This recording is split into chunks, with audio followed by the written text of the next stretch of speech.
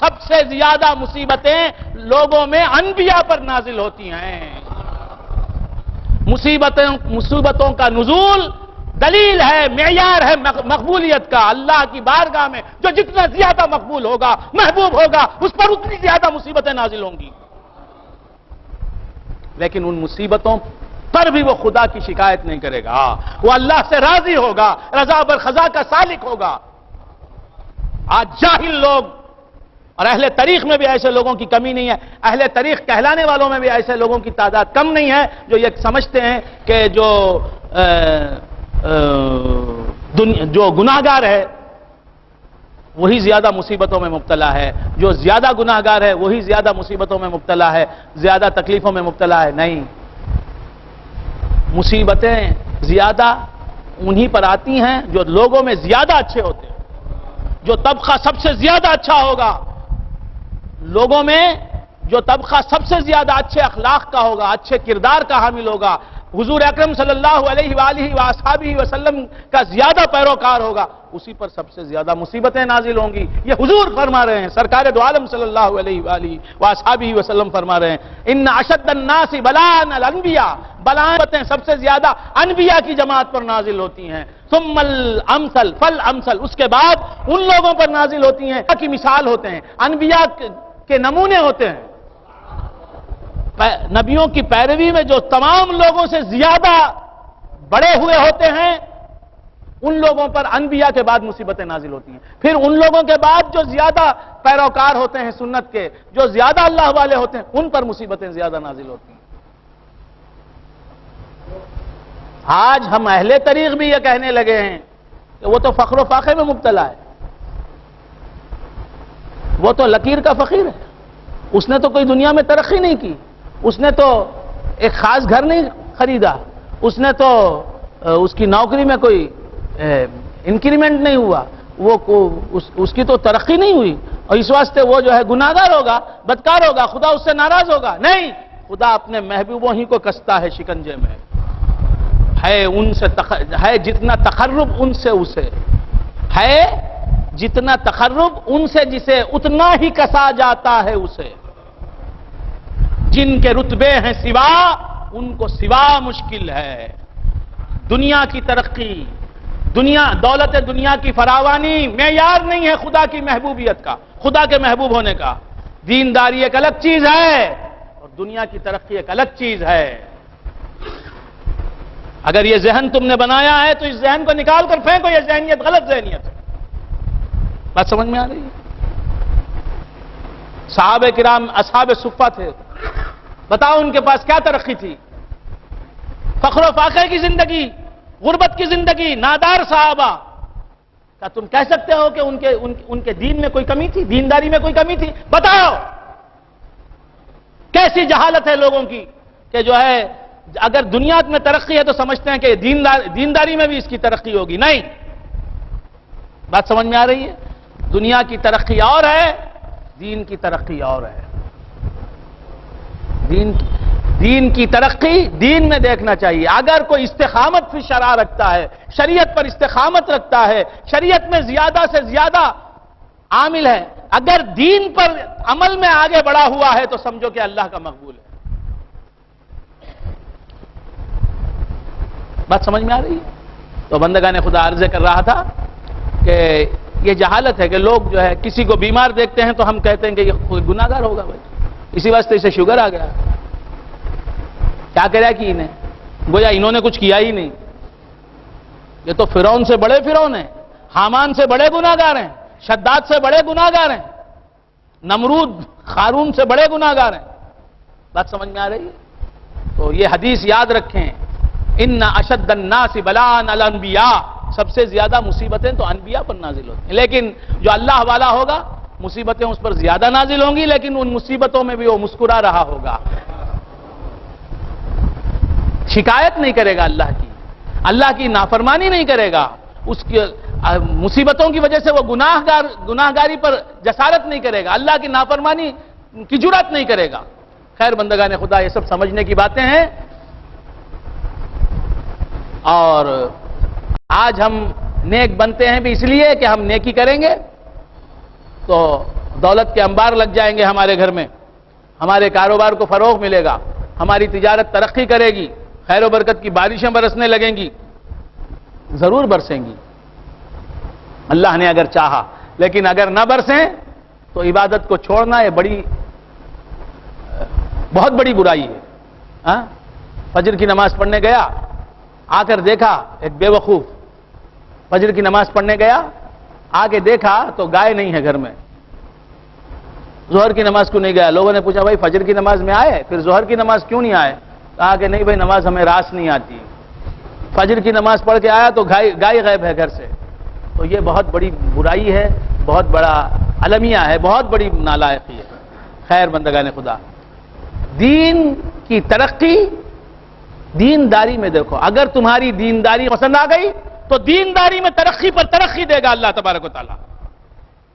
یہی ہے مقبولیت کی علامت، استقامت عطا فرمائے گا اللہ تبارک و تعالی، دین میں ترقی عطا فرمائے گا اللہ تبارک و تعالی، زیادہ سے زیادہ تم سے نیکیاں سرزد ہوں گی تو سمجھو کہ اللہ کے تم مقبول بندے ہو۔ آج دنیا کو دیکھا جاتا ہے کہ ان کے پاس دنیا زیادہ ہے لہذا یہ اللہ کے مقبول بندے ہیں۔ دنیا کی ترقی معیار مقبولیت نہیں ہے، دنیا کی ترقی کوئی عزت ہی نہیں ہے۔ بات سمجھ میں؟ اگر دنیا میں ترقی، حکومت، سلطنت، اقتدار اگر باعث عزت چیز ہوتی، عزت مندی کا سبب ہوتی تو حضرت ابراہیم بن ادہم نے حکومت کو لات نہ ماری ہوتی۔ دنیا کا مل جانا کوئی عزت مندی کا سبب نہیں۔ اللہ اگر عطا فرمائے دنیا تو سر آنکھوں پر، بات سمجھ میں؟ لیکن یہ کہ جو آدمی دنیا نہیں رکھتا اس کے بارے میں یہ سمجھنا کہ یہ گناہگار ہے، یہ خدا کا نافرمان ہے، خدا اس سے بیزار ہے، خدا اس پر غضبناک ہے، لہذا اللہ نے اسے دنیا نہیں دی، اور فلاں آدمی اس کے پاس کاریں ہیں، بنگلے ہیں، موٹریں ہیں اور طرح طرح کے عیش کا سامان موجود ہے، لہذا وہ اللہ کا مقبول بندہ ہے۔ بندگان خدا معیار گٹ مٹ کرتے ہیں، خلط ملط کرتے ہیں، یہ بڑی غلطی ہے۔ بات سمجھ میں آ رہی ہے؟ اللہ تبارک و تعالیٰ کے حبیب پاک کے پاس ایک شخص آیا، ایک صحابی آئے، انہوں نے کہا یا رسول اللہ، میں اس لیے کہتا ہوں کہ ہمارے دلوں میں غلط فہمیاں پلتی ہیں، ہم راستے سے ہٹ گئے ہیں، صحیح مذہب سمجھایا نہیں جا رہا، اس لیے کہہ رہا ہوں میں۔ عرض کر رہا تھا کہ سرکار دو عالم صلی اللہ علیہ وآلہ وآصحابہ وسلم کے پاس ایک شخص آیا، آگے کہا یا رسول اللہ مجھے آپ سے محبت ہے، میں آپ سے محبت کرتا ہوں۔ حضور نے فرمایا تو پھر مصیبتوں کے لیے تیار ہو جاؤ، مصیبتوں کے لیے تیار ہو جاؤ۔ بلندی سے جس طرح پتھر لڑک کے آتا ہے، تیزی کے ساتھ آتا ہے، اسی طرح مصیبتیں تمہاری طرف تیزی کے ساتھ آئیں گی، دوڑتی ہوئی آئیں گی، تیار ہو جاؤ۔ تو معلوم اللہ کے حبیب سے محبت رکھنے والا مصیبتوں کا شکار ہوتا ہے۔ صحابہ نے کیا پایا؟ حکومتیں ملی صحابہ کو، اقتدار ملا، اپنی جانیں کھوئیں صحابہ نے، جانوں کا نذرانہ پیش کیا، رسول اللہ پر سب کچھ نشاور کیا، دولت کے انبار لگا دیے رسول اللہ کے قدموں میں، سب کچھ لٹا دیا۔ تو خیر بندگان خدا، ان باتوں کو ذہن نشین رکھیں کہ فلاں آدمی ہے بہت بڑا اللہ والا ہے، کیا ہے؟ 10 کاریں ہیں اس کے پاس، 10 بنگلے ہیں اس کے پاس، اور اس کے پاس کیا ہے؟ اتنے نوکر کام کر رہے ہیں، اتنی فیکٹریاں ہیں، اتنی عمارتیں ہیں۔ یہ معیار نہیں ہے اللہ کی بارگاہ میں مقبول ہونے کا، کہ جو اللہ کا زیادہ مقبول بندہ ہوگا اس کے پاس زیادہ دولت دنیا جمع ہوگی۔ بات سمجھ میں آئے؟ وہ جسے اپنی طرف متوجہ رکھنا چاہتے ہیں اسے ان سب آلائشوں سے دور رکھتے ہیں کہ دولت لگے گی تو لا محالہ ذہن اس طرف جائے گا۔ بات سمجھ میں آ رہی ہے؟ اب یہ الگ بات ہے کہ کوئی اللہ کا مقبول بندہ حکومت بھی کر رہا ہے اور اللہ کی طرف بھی متوجہ ہے۔ بات سمجھ میں آ رہی ہے؟ اکثر پیغمبروں کی زندگیاں دیکھیں آپ، لیکن ایک پیغمبر ہیں حضرت سلیمان علیہ السلام، گلوبل حکومت بھی اللہ نے ان کو عطا فرمائی، لیکن سب پیغمبروں کو دی؟ کچھ سمجھ میں آ رہا ہے؟ سب پیغمبروں کو دیے نہیں.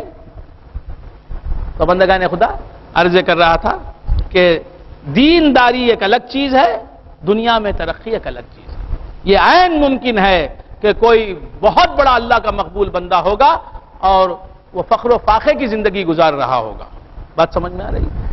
اللہ کا مقبول بندہ ہے یا نہیں یہ دیکھنا ہے تو معیار کیا ہے؟ یہ دیکھو کہ وہ پابند شریعت ہے یا نہیں ہے، وہ اللہ کر رہا ہے یا نہیں کر رہا ہے، وہ حق گوئی سے کام لے رہا ہے یا نہیں رہا ہے، وہ صاحب علم ہے یا نہیں ہے، وہ صاحب ایمان ہے یا نہیں ہے، اس کا ایمان کامل ہے یا نہیں ہے. دعا کیا فرما رہے ہیں سرکار دو عالم صلی اللہ علیہ وسلم؟ لکی مین، تم جسے کہہ رہے ہو کہ دولت کے انبار ہیں اس کے پاس وہ لکی مین، حضور کی دعا کیا ہے؟ سرکار کیا دعا کریں؟ اللہم احیینی مسکینا، اے اللہ مجھے مسکین زندگی عطا فرما، زندہ رہوں میں مسکینی کی حالت میں.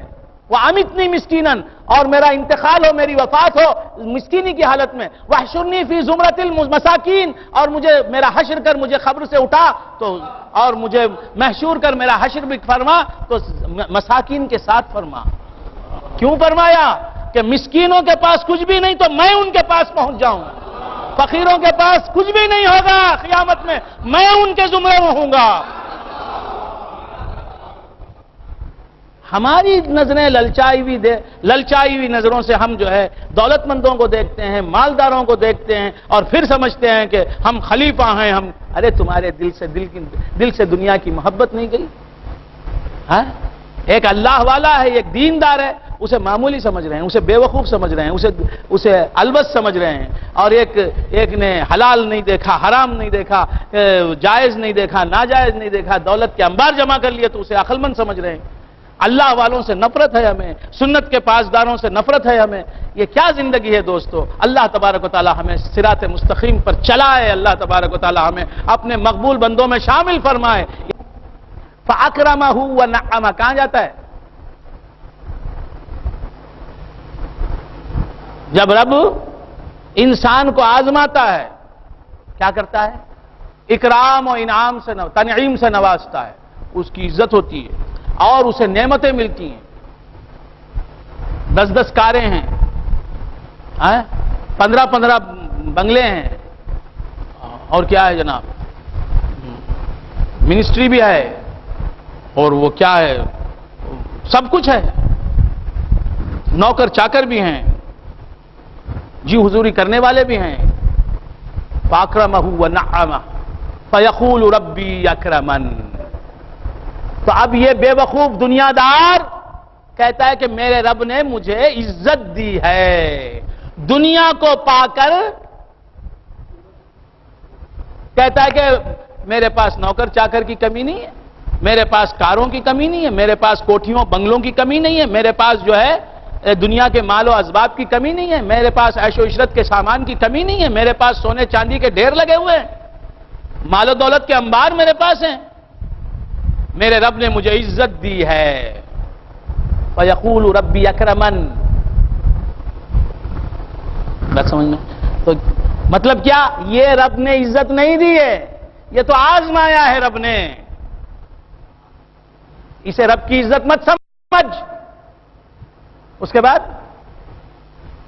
وَأَمَّا إِذَا مَا ابْتَلَاهُ فَقَدَرَ عَلَيْهِ رِزْقَهُ.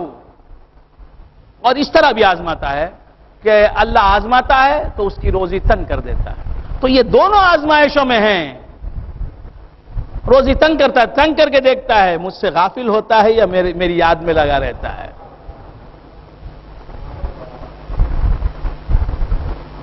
وَأَمَّا إِذَا مَا ابْتَلَاهُ فَقَدَرَ عَلَيْهِ رِزْقَهُ فَيَقُولُ رَبِّي أَهَانَنِ.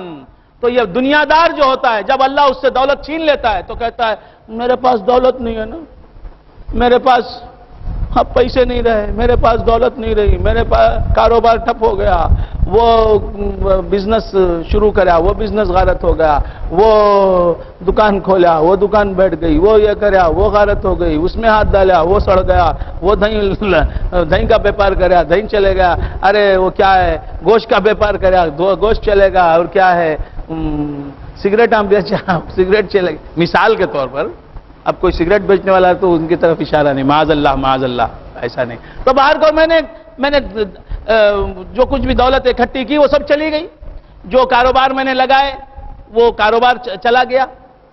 میرے رب نے مجھے ذلیل کر دیا. ارے دولت کا چھن جانا ذلت نہیں ہے، یہ سمجھتا ہے تو غلط ہے، اس واسطے تو سمجھتا ہے. اس کے بعد کلا بل لا تکرمون الیتیم ولا تحاضون علی طعام المسکین. خیر وتاکلون التراث اکلا لما وتحبون المال حبا جما. خیر تو عرض کر رہا تھا یہ معیار نہیں، یہ معیار نہ رکھو اور یہ نہ سمجھو کہ جو ہے جس کے پاس دنیا زیادہ جمع ہو گئی ہے وہ زیادہ عقل مند ہے اور وہ زیادہ دیندار ہے. نہیں، دینداری کا معیار الگ ہے اور مصیبتیں دنیا داروں پر زیادہ نازل نہیں ہوتی. کسی پر مصیبت آتے ہی ہم سمجھتے ہیں کہ اس نے کوئی گناہ کیا ہوگا. بات سمجھ میں؟ مصیبتیں دنیا داروں پر زیادہ نہیں آتی. ان اشد الناس بلاء الانبیاء. یہ میں ایک بہت بڑا ایشو ہے، ایک بہت بڑی غلط فہمی ہے جسے دور کرنے کے لیے میں نے اتنا وقت لیا آپ کا. بات سمجھ میں آئی؟ یہ کیونکہ بیٹھنے والوں میں ذرا یہ چل رہا ہوتا ہے. بات سمجھ میں آئی؟ راسخ شاہ صاحب 500 جبے ہی پہننے کے واسطے 500 دن پہنے سے جبہ پہننے کی ضرورت نہیں. اتنے جبے ہیں 500 دن پہن کے پھر پہنا ہوا جبہ پہننا تو 500واں دن آنا. اتنے جبے یہ بہت اللہ والے ہو گئے. بات سمجھ میں آئی؟ نہیں، اللہ والے، اللہ والا اس کا نام ہی اللہ والا. اسے دیکھنے سے اللہ یاد آ جائے، وہ اللہ کی بات کرے، وہ اللہ کی محبت کی بات کرے، وہ اللہ سے محبت دلائے، وہ اللہ سے پیار کرنا سکھائے، وہ اللہ کی طرف بلائے. وہ اس کی دولت اللہ، اس کا سرمایہ اللہ، اس کا کیپٹل اللہ، اس کا بھروسہ اللہ، اس کا ٹیکہ اللہ، اس کی ہمت اللہ، اس کی سلطنت اللہ، اس کی سیاست اللہ، اس کا سب کچھ اللہ. یہ اس کا حال اللہ، اس کا خال اللہ. یہ ہے اللہ والے کی شان. یہ ہے. اس کا یہ مطلب نہیں کہ نوکریاں چھوڑ دو، تجارتیں چھوڑ دو، یہ معنی لیں گے. دنیا زیادہ سے زیادہ کماؤ لیکن دنیا فانی ہے سمجھ کر کماؤ. یہ بھی ایک امتحان ہے. دنیا کمانا لیکن دل میں جگہ نہیں. دنیا کو باہر رکھو، دل میں نہ رکھو. دنیا کمانے سے روکا نہیں جا رہا ہے، تجارت کرنے سے روکا نہیں جا رہا ہے، زراعت کرنے سے روکا نہیں جا رہا ہے، آپ کو ملازمت کرنے سے روکا نہیں جا رہا ہے. لیکن اگر آپ نے کچھ پیسہ کما لیا، اب یہ سمجھنا کہ میں بایزید بستامی اس زمانے میں تھے، میں اس زمانے میں، کیوں بھائی میرے پاس بہت بڑی دولت ہے، مست ہو جانا، اکڑ کے چلنا، کیا ہے، یہ سب نہیں. جتنا اللہ دولت دے اتنی عاجزی آ جائے، اتنا انکسار آ جائے، اتنی فروتنی آ جائے، تواضع آ جائے اور اتنا لوگوں کو فائدہ پہنچانے والے کام شروع کر دیں. اللہ نے دولت دی ہے، مدرسہ قائم کرو. اللہ نے دولت دی ہے، یتیموں کی مدد کرو. اللہ نے دولت دی ہے تو فقیروں کو کھانا کھلاؤ. اللہ نے دولت دی ہے روزے داروں کے روزے کھلواؤ. اللہ نے دولت دی ہے تو دولت سے اللہ کے بندوں کو خوش کرو. اللہ تمہیں اور خوش کرے گا. اور اللہ کا نام لو کہ ہمارا کیا، اس نے دیا ہے. ہم تو فقیر تھے. حضرت ایوب علیہ السلام نے کیا فرمایا؟ ایوب آیا بھی اس دنیا میں ننگا، جائے گا بھی ننگا. جو کچھ دیا خداوند نے دیا، لیا بھی تو خداوند نے لیا. ہر حال میں خداوند کا شکر ہے. اللہ اکبر. سب کچھ اجڑ گیا، سب کچھ چھین لیا گیا ان سے. کہہ رہے ہیں ہر حال میں خداوند کا شکر ہے. جی اسی نے دیا، اسی نے چھین لیا، اس کا شکر ہی کروں گا میں. صبر کر رہا ہوں نہیں فرمایا، شکر کر رہا ہوں. اللہ، سب ساتھ چھوڑ گئے، سب کچھ اجڑ گیا ہے، سب کچھ لٹ گیا ہے، اس کی تعریف کر رہے ہیں. خیر بندگان خدا، بہت وقت ہو گیا آپ حضرات کا. عرض کر رہا تھا وقال الملك انی ارى 7 بقرات سمان یاکلهن 7 عجاف و7 سنبلات خضر واخر یابسات. دین میں کوئی ترقی کر رہا ہے، اللہ کی رضا میں کوئی ترقی کر رہا ہے، علم میں کوئی ترقی کر رہا ہے، عمل میں کوئی ترقی کر رہا ہے، اسے بے وقوف سمجھتے ہیں. اندر ہی اندر ہنستے ہیں اس پر. پاگل ہے، یہ پیتے کار ہے، انہیں جبار بھائی ہے. ڈے بائی ڈے ترقی، ڈے بائی ڈے. کب تک جائے گی یہ ترقی؟ کتنے دن رہے گی ترقی؟ اس کے بعد خبر ہے منزل ترقی کی. بات سمجھ میں آئی؟ تو عرض کر رہا تھا وقال الملك انی ارى 7 بقرات سمان یاکلهن 7 عجاف و7 سنبلات خضر واخرى یابسات. میں تو اللہ سے یہ دعا کرتا ہوں کہ مولا ہمارے تمام پیر بھائیوں کو، تمام چاہنے والوں کو، تمام عزیزوں کو اتنا دے دے کہ وہ دولت سے ان کا جی بھر جائے، دولت سے جی بھر جائے، اور تجھ سے پوچھیں مولا اس دولت کا کیا کریں مولا، اتنا تو نے دے دیا ہے، اب اس دولت کو کہاں رکھیں، کہاں خرچ کریں، کسے دیں؟ اب دولت بس مولا ان کو اتنا دے دے، یہ بس بولیں، دے دے اتنا نواز دے، اور دولت کی وجہ سے یہ تیری طرف متوجہ ہو جائیں، تیرے دیوانے بن جائیں، دولت کے دیوانے نہ رہیں، اس لیے دولت دے دے. ہاں وقال الملك انی ارى 7 بقرات سمان یاکلهن 7 عجاف. بادشاہ نے کہا میں 7 گائیں دیکھ رہا ہوں کہ 7 گائیں ہیں، 7 بقرات سمان. سمان کس کی جمع ہے؟ سمن کی جمع، سمندر کی جمع. بولیے سمین. ویری گڈ، بہت اچھا. انی ارى 7 بقرات سمان، میں دیکھ رہا ہوں 7 موٹی گائیں، یاکلهن 7 عجاف، ان موٹی گائیوں کو کھا رہی ہیں 7 پتلی گائیں، 7 دبلی گائیں موٹی گائیوں کو کھا رہی ہیں.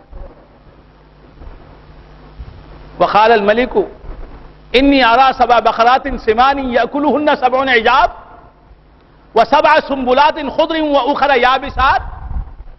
اور میں دیکھ رہا ہوں کہ 7 خوشے خضر ہیں، خضر ہرے ہیں، ہرے بھرے ہیں، اور 7 بالیاں، 7 خوشے کیا ہیں؟ خوشے کو کیا بولیں گے انگریزی میں، کیا بولیں گے؟ بنچ. اردو میں دیکھیے بالی، بالی. فارسی میں دیکھیے خوشہ. ہاں تو خوشہ. تو کیا عرض کر رہا تھا، بھول گیا آپ حضرات. 7 ہرے کتو دیکھ رہا ہوں، 7 ہری بالیاں دیکھ رہا ہوں، 7 ہرے خوشے دیکھ رہا ہوں، 7 ہری بالیاں دیکھ رہا ہوں. وہ اخرى یابسات، اور جو دوسری 7 ہیں بالیاں وہ ہیں، وہ کتو جو ہیں وہ خشک ہیں، سوکھی ہوئی ہیں.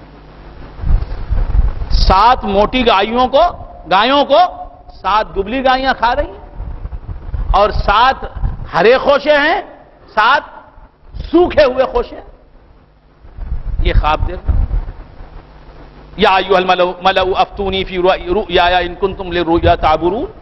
بادشاہ نے کہا مصر کے کہ اے میرے کوٹیئرس، اے میرے درباریوں، اور مجھے میری اس خواب کی تعبیر بتاؤ اگر تمہیں خواب کی تعبیر بتانا آتا ہے. قالوا اضغاث احلام. یہ کوٹیئرس جو تھے ان کو معلوم نہیں نا، معلوم نہیں سے کچھ بھی چھوٹ جاتے ہیں، جسے معلوم نہیں.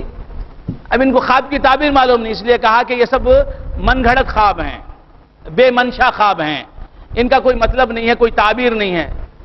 پیشاب پیٹ میں بھرا ہوا ہے برکت کے، سو گیا، خواب میں دیکھتا ہے کہ امریکہ کا صدر اسے بلا لے جاؤ کہ اپنے تخت پر بٹھایا ہے.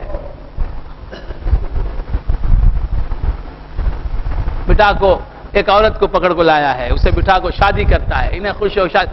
اس وقت جی اٹھو جی، دودھ کون لانا سو، تمہیں نہیں لا سو، تمہیں نہیں لا تو کون لانا دودھ. صدر بھی گیا، دلہن بھی گئی، امریکہ بھی، کیا واشنگٹن سب چلے گا. اسے بولتے اضغاث و احلام، من گھڑت خواب. کیا بھی خواب امریکہ کا صدر بنتا ہے کیا؟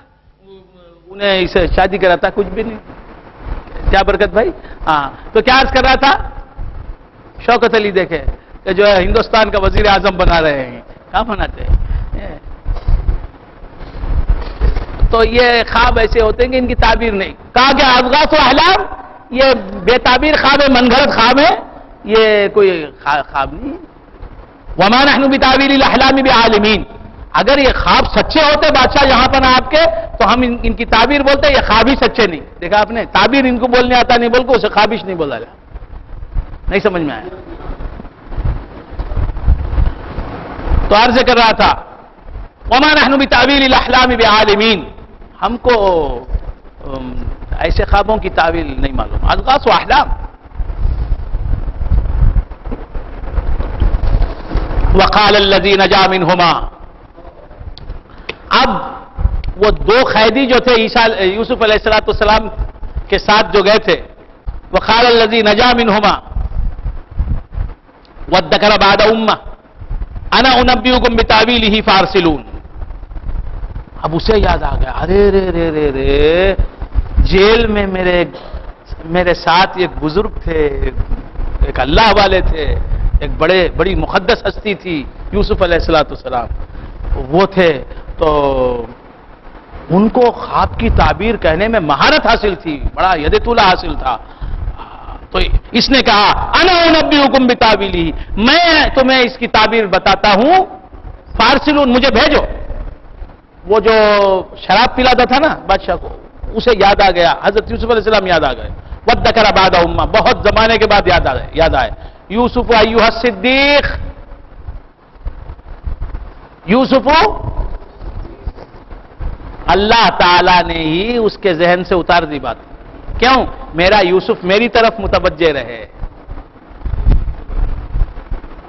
بات سمجھیں، میرا یوسف میری طرف متوجہ رہے. آیا جس سے اللہ تعالی دین کا کام لینا چاہتا ہے، اس کی یاد و یافت کی باتیں کروانا چاہتا ہے، اس کے دین کی اشاعت کروانا چاہتا ہے، تو اسے اپنی ہی طرف متوجہ رکھتا ہے. یوسف ایھا الصدیق افتنا فی سبع بقرات سمان. بات سمجھ میں؟ یہ دوڑتا ہوا آیا، کس کے پاس آیا؟ یوسف علیہ السلام. جلدی آیا، آگے کہا یوسف ایھا الصدیق، یوسف اے سچے، آپ سچے ہیں. افتنا فی سبع بقرات، جو نیک ہوگا وہ سچ بولے گا، جو دیندار ہوگا وہ سچ بولے گا، اور جو دنیا دار ہوگا سچ بول نہیں سکتا. سچ بول نہیں سکتا. سچ بولنا پوری زندگی میں جب تک آپ کی دینداری نہیں آئے گی، سچ نہیں بول سکتے. جھوٹ ملانا پڑے گا، ملانا ایسا نہیں ویسا ہے، ایسا نہیں ویسا ہے. یوسف ایھا الصدیق، یوسف اے بہت سچے. صدیق فعیل کا وزن ہے، مبالغہ کا صیغہ ہے، سپرلیٹو ڈگری. اے سچے، افتنا فی سبع بقرات سمان،